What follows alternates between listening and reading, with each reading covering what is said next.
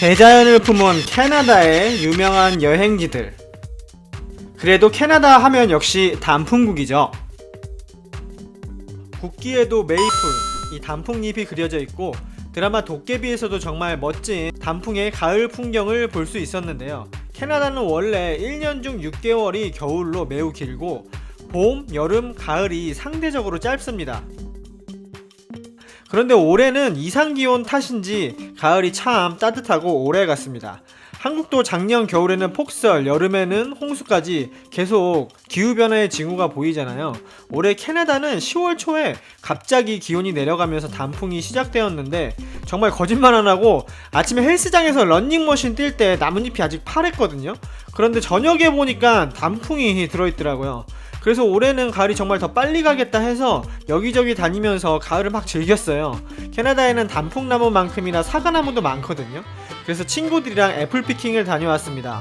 농장에 가서 사과 따기 체험도 하고 사과를 이용해서 만든 사이다나 브랜디를 시음해보고 브런치도 함께 먹을 수 있는 곳입니다. 와인이 포도로 만든 과실주라면 사과로 만든 과실주는 사이다라고 하는데 와인 만드는 곳을 와이너리라고 하잖아요. 사이다 만드는 이런 곳을 사이더리라고 합니다. 커다란 트랙터를 타고 사과밭까지 가는데 캐나다에서 이런 체험을 하니까 또 너무 재밌더라고요. 가을에 캐나다 여행 오시는 분은 이 애플피킹 체험 꼭 한번 가보시길 바랍니다. 저는 두 곳의 사이더리를 방문했었는데요. 이 두 번째 사이더리는 농장 바로 뒤에 정말 멋진 산이 있었고 한켠에 야외 테라스에서 라이브 음악을 즐길 수 있는 공간도 있어서 정말 단풍국 캐나다의 정취를 제대로 느낄 수 있었습니다. 근처에 지역 농산물을 파는 시장도 있어서 이곳까지 함께 묶어서 다녀오면 정말 좋겠더라고요. 그리고 캐나다 단풍 하면 빼놓을 수 없는 몽트랑블랑에도 잠시 다녀왔습니다. 몽트랑블랑은 북미 최대의 스키장인데요. 몬트리올에서 차로 1시간 반 정도 떨어져 있습니다. 주변에 산이 많아서 제가 랭글러 타고 오프로드 여행 자주 떠나는 곳이기도 한데요.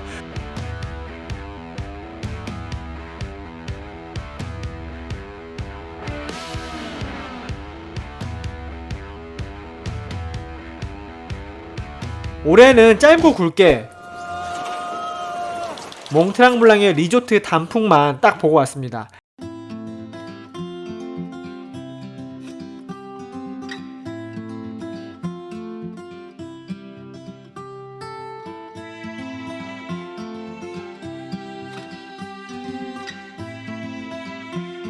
이때가 땡스기빙데이 연휴라서 사람이 진짜 많았는데 혹시 몽트랑블랑 공영주차장이 이렇게 꽉 차는 날은 호텔 주차장을 이용하는 게 차라리 시간과 돈을 아낄 수 있습니다. 캐나다의 단풍은 캐나다의 땡스기빙데이를 기점으로 절정을 맞이하고 그 뒤로 잎이 급속도로 떨어지면서 첫눈이 오는데 어쩔 때는 10월에 첫눈이 오기도 하거든요.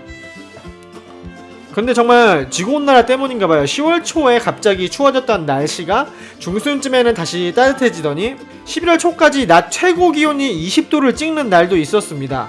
이 영상은 제가 인스타그램에 올린 스토리 사진인데 11월에 테라스에서 와인과 차를 마실 수 있다니 예전에는 진짜 상상도 할 수 없는 일이었습니다.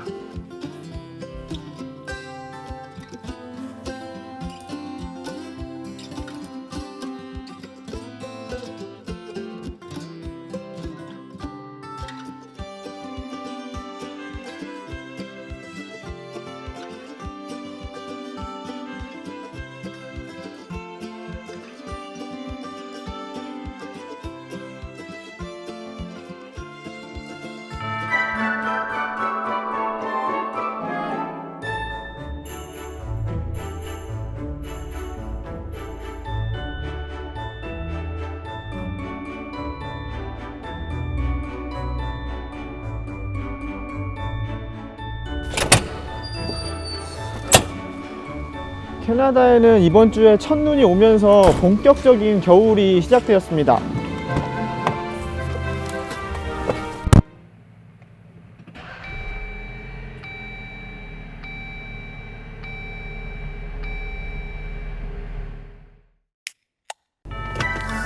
한국도 아침 저녁에는 벌써 기온이 한 자릿수 되면서 날씨가 꽤 쌀쌀하더라고요. 아직도 자동차 예열이 필요하다고 생각하시는 분들이 많이 계신 것 같아요. 요즘 자동차에는 각종 오일 온도를 실시간으로 체크할 수 있는 메뉴가 있어요. 저 같은 경우도 오프로드 페이지에 들어가면은 정보들을 즉각 볼 수 있는데, 직접 실험을 해보면 정차한 상태에서 공회전을 아무리 해도 미션 오일의 온도가 오르지 않는다는 것을 알 수가 있거든요. 미션 오일 같은 경우에는 최소한 20분 정도는 주행을 해야지 적정 온도가 되더라고요.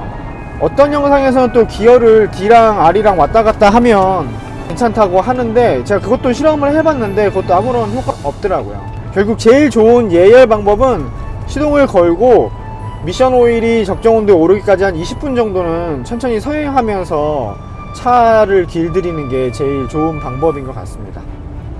정차 상태에서 차를 공회전시켜 예열시키는 것은 결국 탄소 배출만 늘리고 환경오염만 시키는 셈이니까 괜히 기름값까지 버려가면서 꼭 예열을 할 필요가 없을 것 같아요.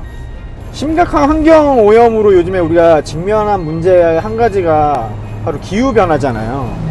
지난 여름에 강남 침수로 많은 분들이 피해를 받으셨는데, 이런 것도 다 기후변화의 징후잖아요. 또 이번 겨울에는 얼마나 눈이 올까 걱정이 되기도 하는데, 그래서 공회전 상태로 예열하지 말자고 조금 더 부탁을 드리는 거고요. 그 두 번째로는 이제는 한국에서도 윈터 타이어가 필수인 것 같습니다. 스노우 타이어라고 불러서 어떤 분들은 눈 올 때만 효과가 있는 거 아니야 라고 생각하시는 분들도 있는데, 보통 이 윈터 타이어는 영상 7도 아래로 기온이 떨어지면 그때부터는 일반 타이어보다 더 좋은 성능을 내거든요. 타이어의 홈이 더 깊고 고무가 저온에서도 말랑말랑함을 유지하기 때문에 눈이 오는 겨울철에 차가운 노면에서도 이제 바닥을 꾹 움켜잡아서 더 잘 달리고 잘 섭니다. 겨울철에는 내가 달릴 수 있는 만큼 달리는 게 아니라 설 수 있는 만큼 달려야 되거든요. 아무리 차가 잘 달린다고 해도 서지 못하면 안전에 되게 큰 문제가 있는 거잖아요. 윈터 타이어를 끼는 거를 꼭 고려해 보시면 좋을 것 같습니다. 캐나다에서는 겨울철에 윈터 타이어를 끼지 않으면은 딱지를 끊을 수가 있습니다. 저처럼 4륜 구동 차량을 타시는 분들도 겨울철에 이 4륜 시스템보다 중요한 게 윈터 타이어거든요. 랭글러 루비콘 같은 경우에는 맞는 윈터 타이어가 없는 경우도 있어요. 그럴 때는 삼봉 눈발 마크가 달린 AT 타이어를 추천해 드립니다. 한국에서는 랭글러 루비콘 모델에 MT 타이어가 순정으로 끼어서 나오는데, 오히려 MT 타이어가 AT 타이어보다 눈길에서는 더 성능이 좋지가 않거든요. 이 점 꼭 기억하셨으면 좋겠고요. 세상에 안전보다 더 중요한 것은 없습니다. 윈터 타이어 비싸고 갈아 끼는 게 조금 번거롭기는 해도 그래도 생명과 재산을 지키는데 이만한 게 없거든요. 올겨울에는 꼭 윈터 타이어 끼시고 안전하게 운전하셨으면 좋겠습니다.